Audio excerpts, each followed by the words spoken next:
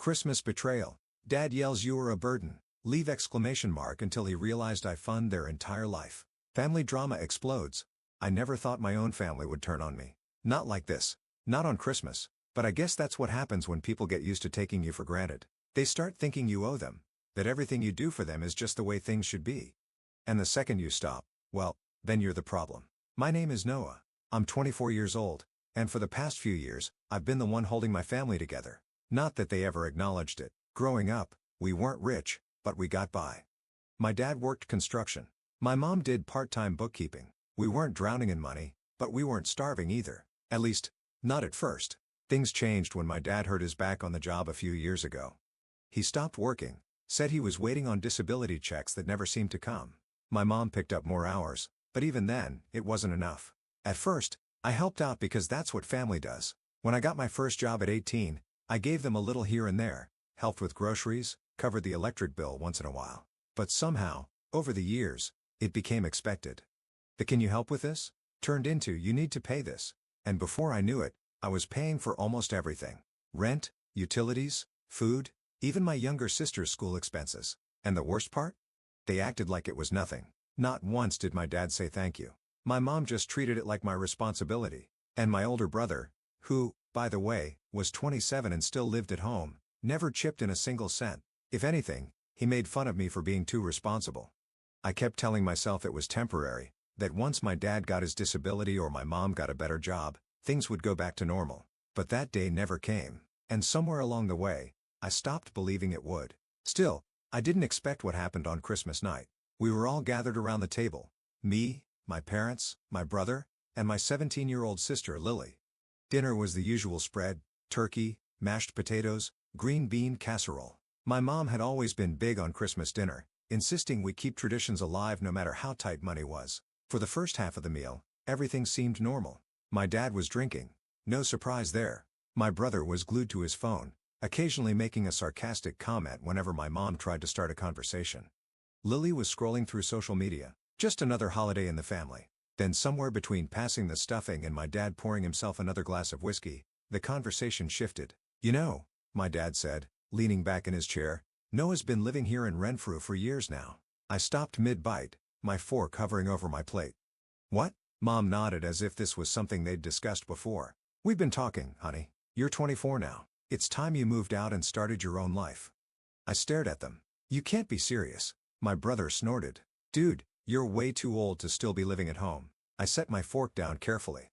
"I pay to live here." My dad waved a hand dismissively. "That's not the point. A man your age shouldn't be living with his parents." I laughed. A short, humorless sound. "I cover the rent, the electricity, the internet, groceries, half of Lily's school fees, and I'm the one freeloading." Mom sighed, shaking her head like I was being dramatic. "We're not saying you don't help, Noah. But it's time for you to be independent. Your father and I think it's for the best." "For who?" I asked, my voice sharp. She didn't answer, and that's when it really hit me. They hadn't even thought this through. They were so used to me paying for everything that it hadn't occurred to them what would happen when I left. For years, I had sacrificed for them. Put my own wants, my own future on hold so they could have a roof over their heads. And now, they were tossing me out like I was nothing. Like I was the problem. My stomach twisted, not with sadness, not even with anger, just disbelief. I exhaled slowly, forcing myself to stay calm. "All right," I said, "if that's what you want." Mom's expression softened like she thought I was finally seeing reason. "I know it's scary, sweetie, but this will be good for you. We can even help you look for a place." I almost laughed. Instead, I just nodded. "I'll start packing tomorrow." And for the first time that night, a flicker of uncertainty crossed her face. The next morning, I woke up early. Not because I wanted to, but because I barely slept. The conversation from last night kept playing in my head on an endless loop. The way my dad had leaned back in his chair like he was doing me a favor. The way my mom had spoken to me like I was a child who just didn't understand what was best for him. The way my brother had smirked, like this was all some big joke. But it wasn't a joke. They wanted me gone? Fine. I was gone. I grabbed a couple of duffel bags from my closet and started packing. Clothes first, the essentials, then my work laptop, important documents, anything valuable I didn't want to leave behind. I didn't have much in the way of furniture. Most of it belonged to them anyway. I had always put off getting my own place because I thought they needed me. Turns out, I just needed my money. By noon, I was nearly done. I was shoving the last of my things into a bag when I heard a knock on my door. It was Lily. She hovered in the doorway, arms crossed, shifting her weight from foot to foot. "You're really leaving?" I zipped my bag shut. "That's what they wanted." She chewed her lip, looking uncomfortable. "Mom said you'd calm down." I let out a short laugh. "She actually thinks this is me overreacting?" Lily didn't answer. She just stood there like she wasn't sure what to say. And for a brief second, I felt a pang of guilt. She was the only one I felt bad about leaving behind. She was still a kid, still stuck under the roof, but I couldn't stay for her. "Look," I said, softening my tone, "I'm not mad at you, okay? But I'm not staying where I'm not wanted." She nodded, but she looked away quickly like she didn't want me to see whatever expression was on her face. And then, without another word, she turned and walked off. I sighed and grabbed my bags. Time to go. The living room was empty when I came downstairs. For a second, I thought maybe I could just slip out without another conversation. But as I reached the door, my mom walked in from the kitchen. Her eyes flicked to my bags, and she hesitated. "You're really leaving now?" I stared at her. "You told me to." She frowned, like she didn't like hearing it put that way. "Well, I thought you'd take a little more time to figure things out." "No need. I already have a place I can stay." That wasn't entirely true. I had a few options: crashing with a friend, getting a short-term rental. I'd figure it out. What I wasn't going to do was stand here and let her guilt trip me into staying longer. My dad walked in next, scratching his stomach like this was just another lazy afternoon. "So, you're really doing this?" I didn't even bother answering. I just reached for the doorknob. That's when my mom spoke again. "Noah, before you go, we need to talk about the bills." I froze. Then I turned back slowly. "What?" "Well," she said, as if this was the most reasonable thing in the world. "I know you're moving out, but obviously we still need help with rent and utilities. We were thinking you could keep sending some money, at least for a little while." I just stared at her. I must have misheard. "You're kidding." She shook her head. "No, I'm serious. We can't afford everything on our own right now, and you've been helping for so long. It wouldn't be that different. You just be." I cut her off. "You kicked me out." "We asked you to move out," she corrected, like that made any difference. Dad sighed like I was the one being difficult. "Come on, kid, don't be selfish. We took care of you for years. Now it's your turn to help us." I felt my hands curl into fists. I couldn't believe what I was hearing. They had no problem throwing me out. No problem telling me to leave like I was some kind of parasite. But the second they realized that also meant losing my money, now they wanted me to stick around just enough to keep paying their bills. Unbelievable. I took a deep breath. "No." Mom blinked. "No, no," I repeated. "I'm not paying for anything anymore. You made it clear I'm not part of this household, so I'm done." Silence. Then Dad scoffed. "Well, that's how you repay us." Mom looked genuinely offended. "We are your family, Noah." I laughed. I couldn't help it. "Funny," I said.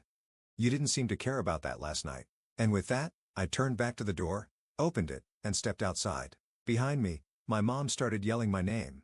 My dad said something under his breath. My brother, who had been in the kitchen this whole time, muttered, "Guess he's really doing it."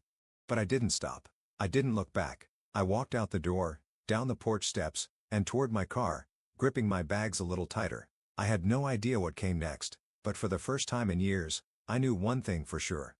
I was finally free. I drove away without looking back, my mind racing. I had no clear plan, but I knew one thing. I was never giving them another cent. The first night, I crashed at my friend Jason's place. He didn't ask many questions, just handed me a blanket, and told me to make myself at home. I spent that night scrolling through rental listings, realizing for the first time that I could actually afford my own place now that I wasn't footing the bill for an entire household. Within a week, I signed the lease on a small but comfortable apartment. It wasn't anything fancy, just a one-bedroom with old cabinets and slightly creaky floors, but it was mine. No one barging into my room unannounced, no passive-aggressive comments about what I should or shouldn't be spending my money on, just peace. I settled into a new routine, and for the first time in years, I felt like I was living instead of just surviving. Meanwhile, my family was struggling, and I knew it. I didn't reach out, but word got around. Jason's mom still talked to mine occasionally, and he relayed the updates to me without me even asking. Apparently, my dad had assumed I would cave and keep sending them money. When the first month rolled around and I didn't, the reality hit them hard. Rent was suddenly hundreds more than they had budgeted for. The internet bill, the electric bill, the car payments, things I had been covering for years were now their responsibility, and it wasn't going well. My mom picked up extra shifts at work. My dad started trying to sell some of his old junk, and my brother, who had always acted like my money didn't matter, suddenly had to start paying for his own gas instead of mooching off me. They were finally facing the consequences of their own choices, and I felt no guilt about it. As for me, I was thriving. My new place felt like freedom. I started decorating, picking out furniture I actually liked instead of making do with hand-me-downs. I could eat what I wanted, come and go as I pleased, and spend my paycheck on myself without feeling guilty. My stress levels dropped almost overnight. I didn't realize how tense I had been living with them until I was finally out. The best part? The overwhelming sense of relief every time I walked into my apartment knowing I didn't have to answer to anyone. No more manipulation. No more guilt trips. No more financial drain. I had built a life of my own, and for the first time in a long time, I was happy. But then a month later, my phone rang. It was my mom, and I had a feeling she wasn't calling just to check in. The phone rang late one afternoon as I was sitting on the couch flipping through channels. I had just gotten home from work, and the comfort of my new apartment had become a routine, a new normal I was learning to appreciate more each day. I had barely noticed the call at first. It was a number I didn't recognize, but I had learned to stop screening my calls out of some misplaced loyalty. My curiosity got the better of me, so I picked up. "Hello?" There was a pause followed by an all-too-familiar voice. "Noah, it's Mom." I sighed, not even trying to hide the frustration that bubbled up. "What is it, Mom?" She immediately went into her usual concerned mother act, but this time it was more strained than usual. "I just wanted to check in on you. I mean, it's been a few weeks, and I know you're doing fine, but we've been having some issues over here." I braced myself. I knew where this was going. "We've been struggling a little bit with the bills," she continued. "Things are tight. You know how much your dad is making, and I've had to pick up a few extra shifts, but it's still not enough. And, well, we just thought maybe you could help out a little, you know? It wouldn't have to be much." I leaned back in my chair, feeling the familiar heat rise in my chest. "I already told you, Mom. I'm done paying the bills. You kicked me out. You said I wasn't welcome here anymore. You didn't need me, remember?" There was a long silence on the other end, and I knew exactly what she was doing, waiting for me to crack, to give in, to feel guilty and start second-guessing myself. But I didn't. "I know. Noah, I know. But it's different now.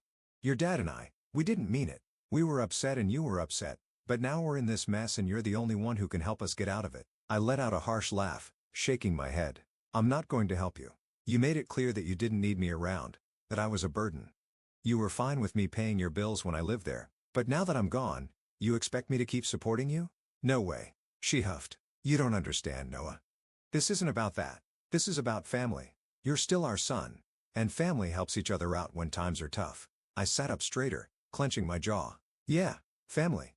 Funny how that concept only seems to apply when you need something from me. When I needed help, I was invisible. Don't try to use that excuse now." "Look, Noah," she said, her voice dropping into a pleading tone. "We've tried everything, but without your contribution, we're going to lose the house.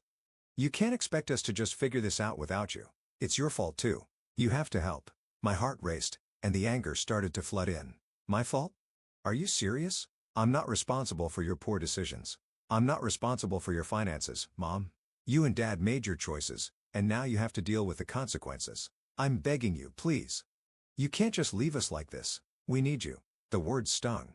Not because I felt guilty, but because I realized how manipulative this all had become. I could feel the weight of their guilt, the desperate attempt to reel me back in.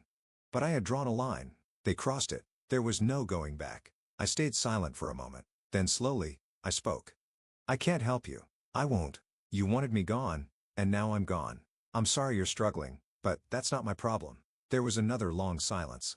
I could hear the faint sound of her breathing, and then she hung up without saying another word. I sat there for a long time afterward, feeling a mixture of relief and guilt. I didn't want to feel guilty, but I couldn't help it. After everything that had happened, I knew I had made the right choice, but I still hated seeing them struggle. But I didn't give them any more of my time.